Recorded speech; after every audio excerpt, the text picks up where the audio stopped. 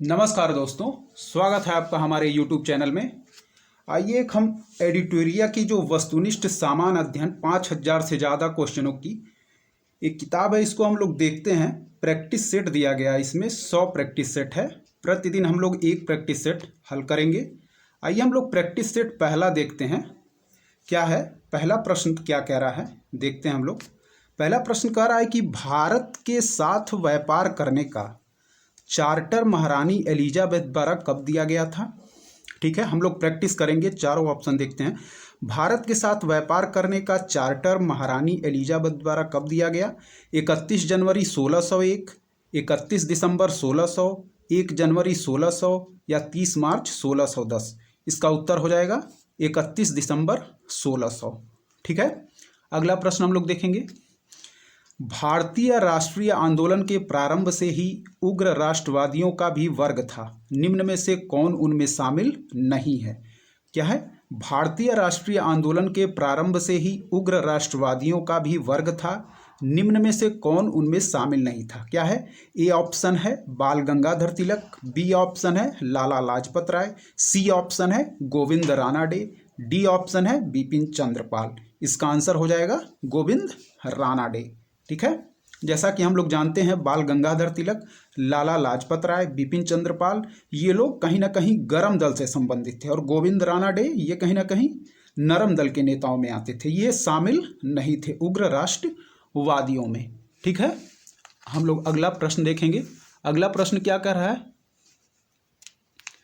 चलिए हम लोग देखते हैं अगला प्रश्न कि 1916 में कांग्रेस और मुस्लिम लीग के बीच लखनऊ समझौता हुआ, उसके कौन से परिणाम बाद में घातक सिद्ध हुए।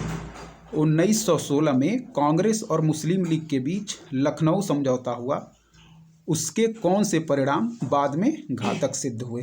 पहला ऑप्शन है कांग्रेस और मुस्लिम लीग में परस्पर सहयोग में वृद्धि, समझौता होने पर भी कठुता में वृद्धि, कांग्रेस द्वारा मुसलमानों के प्रति संतुष्टिकरण की नीति का आरंभ, इनमें से कोई नहीं। इसका आंसर हो जाएगा कांग्रेस द्वारा मुसलमानों के प्रति संतुष्टिकरण की नीति का आरंभ। ठीक है, अगला प्रश्न हम लोग देखेंगे। व्यक्तिगत सत्याग्रह क्या है, व्यक्तिगत सत्याग्रह किस गवर्नर जनरल के काल में हुआ। क्या है, व्यक्तिगत सत्याग्रह किस गवर्नर जनरल के काल में हुआ। लॉर्ड लिन लिथगो।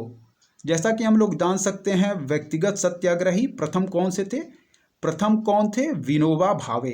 ठीक है, दूसरे कौन से थे, जवाहरलाल नेहरू। ठीक है, प्रथम व्यक्तिगत सत्याग्रही कौन थे, विनोबा भावे, और दूसरे जवाहरलाल नेहरू। ठीक है, अगला प्रश्न हम लोग देखेंगे। भारतीय राष्ट्रीय कांग्रेस की पूर्ववर्ती संस्थाओं में सबसे पहली और प्रमुख संस्था कौन सी थी। भारतीय राष्ट्रीय कांग्रेस की पूर्ववर्ती संस्थाओं में सबसे पहली और प्रमुख संस्था कौन सी थी। इसका आंसर हो जाएगा ब्रिटिश इंडिया एसोसिएशन। ठीक है, ब्रिटिश इंडिया एसोसिएशन। ठीक है, अगला प्रश्न हम लोग देखेंगे, ये है साइमन कमीशन। ठीक है, साइमन कमीशन की सिफारिशों के संदर्भ में निम्नलिखित में से कौन सा एक कथन सही है। इसने प्रांतों में द्वैध शासन को उत्तरदायी सरकार द्वारा प्रतिस्थापित करने की संतुष्टि की। दूसरा ऑप्शन है इसने गृह विभाग के अधीन अंतर प्रांतीय परिषद स्थापित करने का सुझाव दिया। ठीक है, तीसरा है ऑप्शन इसने केंद्र में द्विसदन विधायिका के उन्मूलन का सुझाव दिया। डी ऑप्शन है इसने भारतीय पुलिस सेवा से इस प्रावधान के साथ सृजित करने की संतुष्टि की कि ब्रिटिश भर्ती का भारतीय की तुलना में वेतन तथा भत्ता अधिक होगा। इसका आंसर हो जाएगा इसने केंद्र में द्विसदन विधायिका के उन्मूलन का सुझाव दिया। ठीक है, क्या है, इसने केंद्र में द्विसदन विधायिका के उन्मूलन का सुझाव दिया। ठीक है, अगला क्वेश्चन क्या है। Dadabhai Naoroji British House of Commons के लिए चुने जाने वाले पहले भारतीय थे, उन्होंने किस पार्टी के टिकट पर चुनाव जीता। Dadabhai Naoroji British House of Commons के लिए चुने जाने वाले प्रथम भारतीय थे, उन्होंने किस पार्टी के टिकट पर चुनाव जीता। क्या है, पहला है लेबर पार्टी, बी है कंजर्वेटिव पार्टी, सी है निर्दलीय, डी है लिबरल पार्टी। इसका आंसर हो जाएगा लिबरल पार्टी। ठीक है। भारत पर हूणों का प्रथम आक्रमण किस शासक के समय हुआ? ठीक है, भारत पर हूणों का आक्रमण प्रथम किस शासक के समय हुआ? Option A Samudragupta, B Kumaragupta प्रथम, option C Skandagupta, option D Narasimhagupta. Option C है स्कंदगुप्त। ठीक है, आइए हम लोग देखते हैं अगला प्रश्न।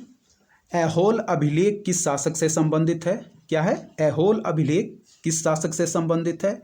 ऑप्शन ए है स्कंदगुप्त, ऑप्शन बी है हर्षवर्धन, ऑप्शन सी है पुलकेशिन द्वितीय, ऑप्शन डी है रुद्रदामन। तो इसका आंसर हो जाएगा ऑप्शन सी पुलकेशिन द्वितीय। ठीक है, अगला क्वेश्चन देखते हैं। सत्यमेव जयते किस उपनिषद में संग्रहित है? क्या क्या ऑप्शन है? एवरेयो उपनिषद, ईसो उपनिषद, कठोपनिषद, मुंडको उपनिषद। तो इसका आंसर हो जाएगा मुंडको उपनिषद। ठीक है, अगला प्रश्न देखते हैं। महावस्तु महात्मा बुद्ध का जीवन वृत्तांत है, इसका संबंध किस शाखा से है? ऑप्शन ए है महायान, ऑप्शन बी है हीनयान, ऑप्शन सी है वज्रयान, ऑप्शन डी है इनमें से कोई नहीं। इसका आंसर हो जाएगा महायान। ठीक है, अगला क्या है देखते हैं। अगला प्रश्न क्या कर रहा है कि अकबर द्वारा बनाए गए उपासना भवन का क्या नाम था? दीवाने खास, ऑप्शन बी दीवाने आम, ऑप्शन सी इबादत खाना, ऑप्शन डी बुलंद दरवाजा। इसका आंसर हो जाएगा ऑप्शन सी इबादत खाना। ठीक है, अगला क्या है? सुप्रसिद्ध संगीतकार तानसेन और बैजू बावरा किसके शासनकाल में सुविख्यात थे? ऑप्शन क्या है? Option A Babur, option B Humayun, option C Akbar, option D Jahangir. इसका आंसर हो जाएगा अकबर। ठीक है, अब हम लोग देखते हैं अगला प्रश्न क्या कर रहा है कि न्यू कैसल पोर्ट जो दुनिया का सबसे बड़ा कोयला निर्यात बंदरगाह है यह किस देश में स्थित है? क्या है? न्यू कैसल पोर्ट जो दुनिया का सबसे बड़ा कोयला निर्यात बंदरगाह है यह किस देश में स्थित है? ऑप्शन ए है कनाडा, ऑप्शन बी है ऑस्ट्रेलिया, ऑप्शन सी है मैक्सिको, ऑप्शन डी है यूएसए। इसका आंसर हो जाएगा ऑस्ट्रेलिया। ठीक है, अगला प्रश्न। देशांतर रेखाओं के संबंध में कौन सही है? ऑप्शन ए है यह अक्षांश रेखाओं के समानांतर होती है, ऑप्शन बी है इसकी संख्या 180 है, ऑप्शन सी है देशांतर रेखा दूरी को प्रदर्शित करती है, ऑप्शन डी है देशांतर के मध्य सर्वाधिक दूरी विषुवत रेखा पर होती है। इसका आंसर हो जाएगा ऑप्शन डी, क्या? देशांतर के मध्य सर्वाधिक दूरी विषुवत रेखा पर होती है। ठीक है, अगला प्रश्न हम लोग देखेंगे क्या कह रहा है कि उत्तर से शुरू कर दक्षिण की ओर नीचे दी गई पहाड़ियों का सही अनुक्रम कौन सा है? उत्तर से शुरू कर दक्षिण की ओर नीचे दी गई पहाड़ियों का सही अनुक्रम ऑप्शन ए है नल्ला मल्ला पहाड़ियाँ, ऑप्शन ए है नल्ला मल्लाई पहाड़ियाँ, नीलगिरी पहाड़ियाँ, जवादी पहाड़ियाँ, अन्नामलाई पहाड़ियाँ। ऑप्शन बी क्या है? अन्नामलाई पहाड़ियाँ, जवादी पहाड़ियाँ, नीलगिरी पहाड़ियाँ, नल्ला मल्ला पहाड़ियाँ। ऑप्शन सी है नल्ला मलाई पहाड़ियाँ, जवादी पहाड़ियाँ, नीलगिरी पहाड़ियाँ, अन्नालाई पहाड़ियाँ। ऑप्शन डी है अन्नामलाई पहाड़ियाँ, नीलगिरी पहाड़ियाँ, जवादी पहाड़ियाँ, नल्ला मलाई पहाड़ियाँ। इसका आंसर हो जाएगा ऑप्शन सी। ध्यान से देखिएगा, पहले होगा नल्ला मलाई पहाड़ियाँ, फिर होगा जवादी पहाड़ियाँ, फिर होगा नीलगिरी पहाड़ियाँ, फिर होगा अन्नालाई पहाड़ियाँ। ठीक है, फिर से देखते हैं। नल्ला मलाई पहाड़ियाँ, जवादी पहाड़ियाँ, नीलगिरी पहाड़ियाँ, फिर हो जाएगा अन्नामलाई पहाड़ियाँ। ठीक है, अब अगला क्वेश्चन 17 नंबर। निम्नलिखित में से कौन सी नदी अपने मार्ग बदलने के लिए प्रख्यात है? ऑप्शन ए है महानदी, ऑप्शन बी है कोसी, ऑप्शन सी है दामोदर, ऑप्शन डी है गंडक। ठीक है, इसका आंसर हो जाएगा कोसी।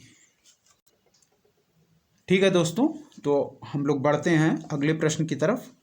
ये कह रहा है कि किस मृदा प्रारूप में लोहे के अतिरिक्त मात्रा होने के कारण अनुउर्वरक हो जाती है? ठीक है, किस मृदा प्रारूप में लोहे की अतिरिक्त मात्रा होने के कारण अनुवर्रक हो जाती है? ठीक है, अनुवर्रक हो जाती है। ठीक है, ऑप्शन ए है जलोढ़, ऑप्शन बी है मरुस्थलीय बालू, ऑप्शन सी है लेटराइट, ऑप्शन डी है रेगूर या काली मृदा। तो इसका आंसर हो जाएगा लेटेराइट। ठीक है, अगला क्वेश्चन हम लोग देखते हैं, प्रकाश के संबंध में कौन सा कथन सत्य है? ऑप्शन ए है यह एक विद्युत चुंबकीय तरंग है, ऑप्शन बी है यह एक कण प्रकृति है, ऑप्शन सी है यह ऊर्जा का एक रूप है, ऑप्शन डी है उपरोक्त सभी। इसका आंसर हो जाएगा उपरोक्त सभी। ठीक है, यह एक विद्युत चुंबकीय तरंग है, ये भी सही है, यह एक कण प्रकृति है, ये भी सही है, यह ऊर्जा का एक रूप है, यह भी सही है। इसका आंसर हो जाएगा उपरोक्त सभी। 20वां नंबर प्रश्न देखते हैं, बायोगैस संयंत्र में निम्नलिखित में से कौन सी प्रक्रिया होती है? बायोगैस संयंत्र में निम्नलिखित में से कौन सी प्रक्रिया होती है? ऑप्शन ए है किण्वन, ऑप्शन बी है अपचयन, ऑप्शन सी है हाइड्रोजनीकरण और ऑप्शन डी है मल्टीप्लेक्सिंग। तो बायोगैस संयंत्र में जो हम लोग गैस होती है वो है CH4, जिसको नॉर्मली हम लोग मेथेन कहते हैं। ठीक है, इसका आंसर हो जाएगा किण्वन। ठीक है, अगला प्रश्न क्या है, एक वर्ग में ऊपर से नीचे की ओर आने पर परमाणु के आकार क्या होता है? ऑप्शन ए है बढ़ता है, ऑप्शन बी है घटता है, ऑप्शन सी है वही रहता है, ऑप्शन डी है का पता नहीं लगाया जा सकता। इसका आंसर हो जाएगा कि वर्ग में ऊपर से नीचे की ओर आने पर परमाणु का आकार क्या होता है? बढ़ता है। ठीक है, अगला प्रश्न देखेंगे, वायुमंडल में प्रकाश की अगला प्रश्न हम लोग देखेंगे, वायुमंडल में प्रकाश की। ठीक है, वायुमंडल में प्रकाश की विसरण का कारण है। ठीक है, वायुमंडल में प्रकाश की विसरण का कारण है। ऑप्शन ए है कार्बन डाइऑक्साइड, ऑप्शन बी है धूल कण, ऑप्शन सी है हीलियम, ऑप्शन डी है जल वाष्प। क्या है? ऑप्शन ए है कार्बन डाइऑक्साइड, ऑप्शन बी है धूल कण, ऑप्शन सी है हीलियम, ऑप्शन डी है जल वाष्प। तो इसका आंसर हो जाएगा धूल कण। अगला देखेंगे, किसी भी यौगिकों का ऑक्सीकरण संख्या क्या होता है? किसी भी यौगिकों का ऑक्सीकरण संख्या क्या होता है? ऑप्शन ए है -1, ऑप्शन बी है -2, ऑप्शन सी है 1, ऑप्शन डी है 0। इसका आंसर हो जाएगा 0। ठीक है, 24 नंबर प्रश्न क्या कर रहा है, सर्प विषरोधी सुई किस तत्व का एक यौगिक है? सर्प विषरोधी सुई किस तत्व का एक यौगिक है? ऑप्शन ए है स्वर्ण यौगिक, ऑप्शन बी है चांदी यौगिक, ऑप्शन सी है आयोडीन यौगिक, ऑप्शन डी है क्लोरीन यौगिक। इसका आंसर हो जाएगा स्वर्ण यौगिक। अगला प्रश्न है, दाब का बीमीय सूत्र है। क्या है? दाब का बीमीय सूत्र है Ml(T⁻², Ml(T⁻1), option C Ml(T⁻1), option D है M⁻²L⁻⁻1T। इसका आंसर हो जाएगा Ml(1), T⁻²। ठीक है दोस्तों, तो हम लोग इस प्रैक्टिस सेट में 25 क्वेश्चन तक ही रोकते हैं। बाकी जो बचे हुए प्रश्न हैं उसको हम लोग अगले वीडियो में कवर करेंगे। यदि आपको हमारा वीडियो पसंद आया तो हमारे चैनल को सब्सक्राइब करें, लाइक करें और दोस्तों को शेयर करें। धन्यवाद दोस्तों।